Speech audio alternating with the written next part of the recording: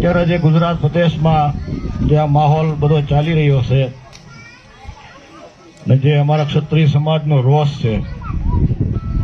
અને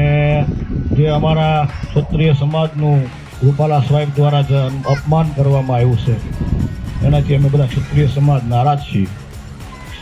અને 20 વર્ષથી હું ભાજપનું કામ કરું છું. આમ તો પહેલો મત મારો નહોતો, 17 વર્ષ થયા હતા મારા, વોટનો અધિકાર નહોતો, તેદુનો હું ભાજપનો કાર્યકર્તા છું અને આજે મારે મારા સમાજ આજે રહેવાની ફરજ પડી છે. હું બોટાદ તાલુકા ભાજપના મહામંત્રી પદેથી આજે રાજીનામું આપું છું, કારણ કે જ્યાં સુધી આજે પ્રશ્ન ચાલે છે રૂપાલા સાહેબનો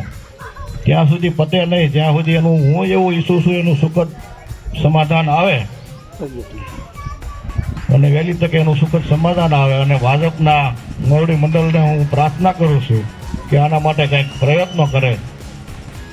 ભારત માતા કી જય.